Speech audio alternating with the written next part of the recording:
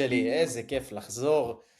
ולעשות לכם את הסקירה הזאת עכשיו. טוב, יש לנו פה עסקה על הביטקוין, רציתי ממש לעבור איתכם על מה שאני חושב שהולך לקרות לנו פה בביטקוין בימים הקרובים, התאריך היום זה 19 למרץ, והסקירה שאני אתן עכשיו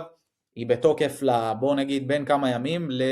לשבוע וחצי ממה שאני אומר, מעכשיו עד שכל מה שאני אומר עכשיו לדעתי יתממש. מן הסתם שאני אתן לכם גם תרחישים במידה והתחזית שלי היא לא נכונה, אז אני אתן לכם גם תרחישים הפוכים. כל האמור פה הוא לא המלצה להשקעה ומסחר, אני פשוט משתף את הדעה שלי על בסיס הניסיון שלי, ובואו נתחיל. אפשר לראות שנכנסתי לשורט בביטקוין כבר לפני מה שנקרא איזה כמה אחוזים טובים, לפני איזה 6%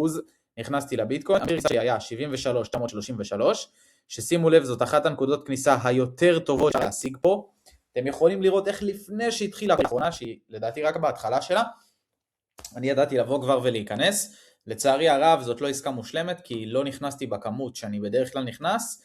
ואני עובד על זה עם עצמי, לסמוך על עצמי ולהמשיך כל הזמן להשתפר במסחר.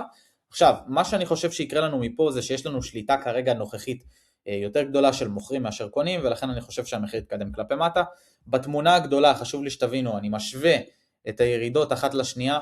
ואני רואה שאף על פי של תוך הירידות יש לנו כאן פתילים כאלה, אתם רואים, מי שלא מבין, הפתילים האלה אומרים בעצם כניסה של קונים, אף על פי שיש לנו קונים אל תוך הירידות והנפח מסחר הוא ממש ממש הולך, זאת אומרת הרבה כסף שנכנס לביטקוין, נפח מסחר עולה, יותר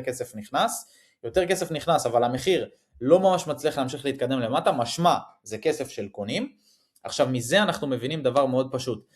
השולטים פה זה המוכרים, אבל זה לא אומר שלצידם אין קונים, לצידם יש קונים והם מביאים עניין במחיר. ממה שאני רואה פה הירידה לא תמשיך, כי המוכרים עדיין אבסולוטיים, עדיין שולטים, אבל, וזה אבל גדול, הקונים שיש לנו פה הולכים לייצר את העליות הכי טובות שאנחנו ראינו לדעתי 8 חודשים האחרונים בביטקוין או 10 חודשים, אנחנו כרגע בונים סיבה לעליות מדהימות בביטקוין, ואני ממש מחכה לזה.